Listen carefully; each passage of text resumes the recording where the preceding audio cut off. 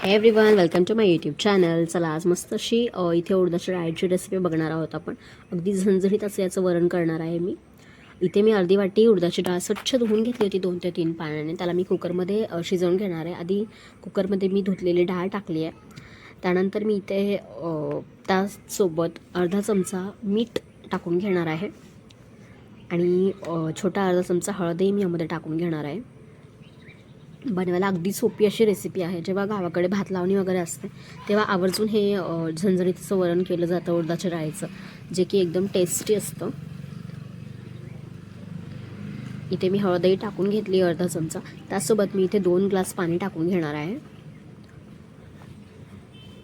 याला एकदम पूर्णपणे गाळ होईपर्यंत आपल्याला डाळ शिजवून घ्यायचं आहे. मी ते कुकरचं झाकण लावून मीडियम हीटवर याच्या 3 ते 4 शिट्ट्या करून घेणार आहे आणि व्यवस्थित अशी या डाळीला शिजवून देणार आहे. जोपर्यंत आपला कुकर होतो आहे, आपण इथे त्यासाठी लागणारं एक वाटण काढून घेऊया. इथे मी 7 ते 8 हिरव्या मिरच्या, 1 इंच आल्याचा तुकडा, 5 ते 6 लसणाच्या पाकळ्या, कोथिंबीर आणि अर्धा चमचा जिरे टाकून याचं जाडसर असं वाटण करून घेणार आहे. हे बघा, अशा पद्धतीने इथे मी याचं वाटण करून घेतलं आहे. तुम्हाला हवं असल्यास तुम्ही सुकं खोबरे घालू शकता. इथे मी सुकं खोबरे नाही घातलं. कुकरही शिट्ट्या होऊन पूर्णपणे थंड झाला आहे. आपण डाळ बघूया कितपत शिजली आहे. अगदी व्यवस्थित आणि योग्य प्रमाणात ही डाळ शिजली आहे, बघू शकता. अगदी पळीच्या सहाय्याने मी थोडंसं जरी मिक्स केलं तरी व्यवस्थित गाळ होतो डाळीचा. त्याचसोबत आपण फोडणी टाकून घेऊया.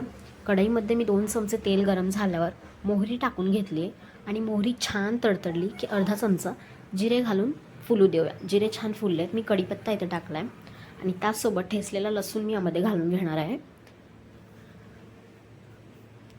लसणालाही छान असा लालसर कलर आल्यावरती आपण तयार केलेलं वाटण टाकून परतून घेऊया. कच्चं वाटण होतं त्यामुळे चांगलं परतून घ्यायचं. अगदी वाटण व्यवस्थित शिजलं गेलं पाहिजे.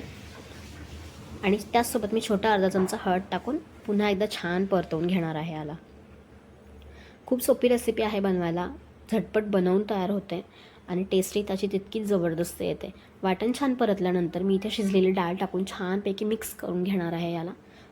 हे बघू शकता, कलर बघा तुम्ही किती छान आला याचा.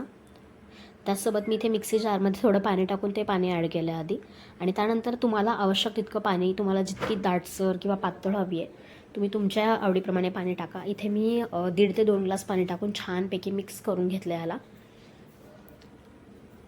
त्यात नंतर चवीनुसार मीठ टाकून घेऊया आपण आणि बारीक चिरलेली कोथिंबीर मी यामध्ये टाकली आहे आणि पुन्हा एकदा छान मिक्स करून याला आपण हाय हीटवरती एक उकळी काढून घेणार आहोत. स्टार्टिंगला हाय हीटवर एक उकळी काढून घेऊया आपण. ते बघू शकता 2 ते 3 मिनिटांनी याला चांगली उकळी आल्यानंतर याला मी गॅसची फ्लेम मी मीडियम करून याला छानपैकी कढू देणार आहे. हे बघा, हे वरण चांगलं कढल्याच्या नंतर मी ते सर्व केलं आहे.